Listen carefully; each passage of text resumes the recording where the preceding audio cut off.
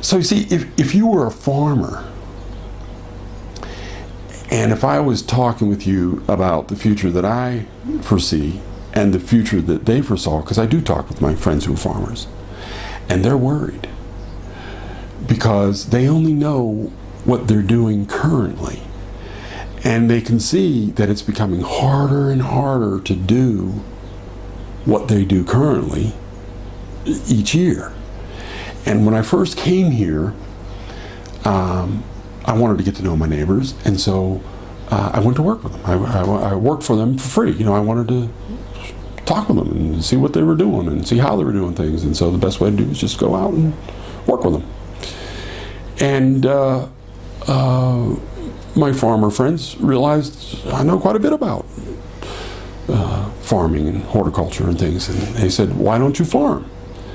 I said, "Because there's not enough water. It's not going to work." "Oh yeah. You get to be a property owner, and they'll give you an allotment of water." And I said, "It's not a matter of giving me. It's not a matter of whether they want to give me water. There's not enough water." "Oh yeah, there's plenty of water." I said, "Okay, this year, but soon, when there isn't enough water, you'll remember that I told you there's not enough water, and it's going to become a problem for you. First of all, they won't let new farmers. Then they'll raise the price and make it difficult for inefficient farmers. Then they'll just flat out tell you, you only get this much water, do whatever you can do with it. Then certain people get water and other people won't. Then nobody's going to get any water." And my friends told me, "Oh no, that's not the way it is here. We do things differently here." And I said, "Yeah, I know people want to do things differently here. It's a great culture and there's great ethics and all that, but there's not enough water, so they're going to do it." And after a couple, 3 years, I noticed my neighbor wasn't farming one year. One season, when he would normally be planting, wasn't planting. "What are you doing?" "Well, I'm taking some time off. I'm going to be gambling." He likes to play professional poker. "Why are you doing that?" "Well, there's not enough water. I can't make a profit at the level they're charging for the water." So, and I didn't say anything. He said, "You're right, Dave." I said, "I know. The figures are out there for anybody to look at." That's what's so frustrating about everything I've talked about. I don't have special knowledge. Okay, let me try to address the problems that are coming, the problems that the reality of a lack of increase in fuels and a lack of increase in energy, coupled with the increasing demand of a rising population and a rising demand for a higher quality of life, which requires more fuels, how these things are going to affect people in different areas. Now, again, there's no set order in how this is going to affect things, and different people will be affected differently depending upon where they are. But one of the things that we're going to see, because there are several factors confronting the issue of cheap, abundant, affordable foods, personal food energy, fuel to run our bodies. There is the fact that it takes a lot of fossil fuels to grow the foods. The few types of food, a few species of food that we do grow are all geared around having a lot of fossil fuel helpers, and fuels to run the equipment to do it, because we don't have humans out there doing it or animals out there doing it. We have this machinery out there doing the work. And then there's the issue of transportation. Upstate New York, for an example, used to be a pretty big dairy area. And it used to be that if you had 40 acres, you could have approximately a cow per acre, maybe a little less depending upon how fertile some of these river bottoms were. If you're up on a hill, you need half a cow an acre. You need 2 acres per cow. But some places you might have a cow an acre, and a farmer can make a living with 40 cows. Can make a living. My father-in-law did for quite a while. And then it just didn't work anymore. The pressure got on it, and so certain farmers bought up all the cows in the area and bought the farmland in the area, and so you would have little squares cut out of a house and a yard, and then corn right up to it, because the farmers bought all the fields around it, and they would keep maybe one little quarter acre or half acre to keep the farmer's house on, and then corn right up to it that the big farmer would grow to feed all of his cows. And that's pretty much how it was done for quite a few years. And then it became to the point where even those farms couldn't compete with the farms that they have in California and stuff like that, where the milk producing areas, where they keep the cows in their stalls their entire life, and they're head in a stanchion their entire life, and they just feed the cow and milk the cow right there, standing there its entire life.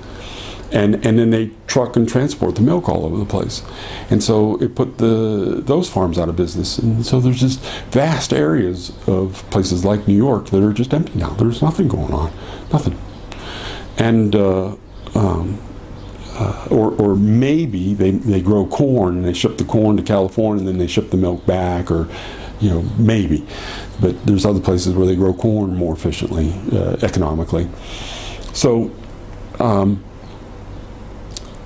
as the price of the transport goes up, they just can't go back to those farms in New York and say to them all, okay, it's now costing us more money to ship the milk back here than what you guys used to produce it for. So go ahead, make some more milk. We'll buy milk from you tomorrow.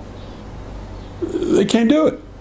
The guys that ran the farm are dead. The kids are off doing something else.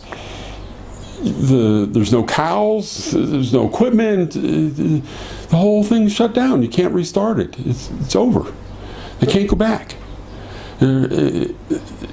That's why I keep saying we're not going to go back to how we did it in the 1800s. We're going to go on to how we're going to do it. We have a clean slate. We can do it however we want. But if you don't do something, you're not going to eat. So as the price goes up, that's how it's going to affect people. That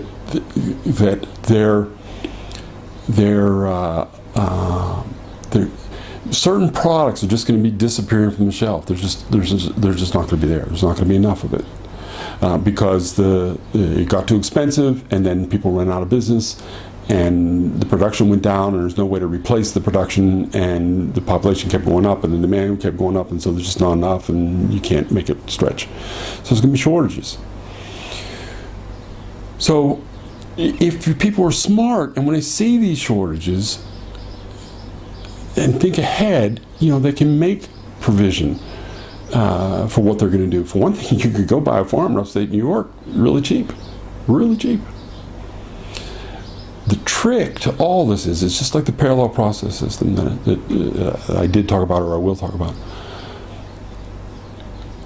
You have to treat it like a business. It has to make economic sense in today's market with the things that we have today. Any solution to this, anything that you want to do, I don't care if you want to go, whatever you want to go into business for, today you have to consider, how can I take this infrastructure, this system that I have, and how can I transition it into a different situation where I'm not able to get electricity at the same price I'm getting now, or electricity all day, or electricity every day, or I can't get fuel all day or every day. How do I make that transition? How do I go from here to there? And so the parallel process system,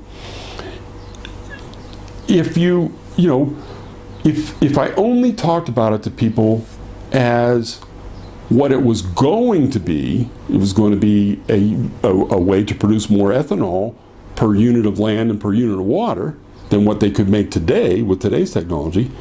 Well, no one cares, because ethanol is always going to be more expensive than fossil fuels. As long as they can get fossil fuels out of the ground, the manufactured fuels are going to be more expensive than the stuff they just pump out of the ground. Until it isn't, until it's not there. Unfortunately, you need, the way the system is now, not the way it could be, but the way it is, you need the fossil fuels to make the ethanol. So whenever they don't have the fossil fuels, they won't even have the ethanol. But if you looked ahead, you could say, why, okay, to make ethanol, you take grains, and then there's an intermediate product in between the grains and the alcohol. There's an intermediate product called beer. Well, we could go into a microbrewery business and make beer for the neighborhood. And a lot of neighborhoods, consume quite a bit of beer, and if the price is right, they consume more of it, and you could have festivals, and you could have parties, and you could have reasons for people to consume more beer. So you can make it a good economic business if you wanted to, if you got this going. And making beer, I mean, come on, it's not that hard. People have been doing it from before there was writing, before they could read a book on how to do it. So, it's not like it's that difficult. It kind of naturally happens, and you just kind of make it favorable for those conditions to go the way you want it to go, so you get a beer that tastes good. And hopefully the next bottle will taste similar to the bottle that was previous. So that's how we framed the whole parallel process system. Everyone focused on the energy because there was money to invest in projects that made energy. So we had to focus on the ethanol. The ethanol wasn't the big deal to me. The ethanol, was a side issue. I had other solutions for doing what we would do with the ethanol. There are plenty of other solutions to do things with it. And I'll get back to that in a minute, what I mean by that. But the more important issue was that it was a way to produce fertilizers and a way to make high quality foods. The mushrooms that are used to take the lignin out of straw are not your common pizza mushrooms, not your champignons, your little white button mushrooms. These are gourmet medicinal mushrooms. These are a whole different kind of mushrooms. It's like the difference between gerbils and Kentucky racehorses. They're both mammals, but that's about where the similarities end. Okay? They're really different. And the racehorse kind of mushrooms that I wanted to grow have a lot of economic value today. They're used in Eastern medicinal practices. They're used in sports medicine. They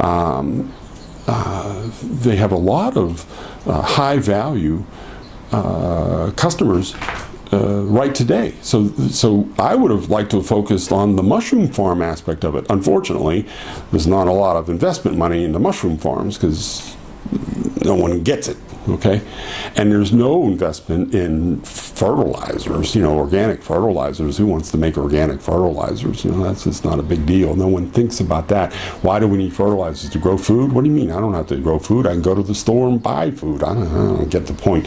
But I'm worried about taking my SUV down the road for summer vacation and towing my 28-foot trailer. Now that's a problem. What are we going to do to fuel that?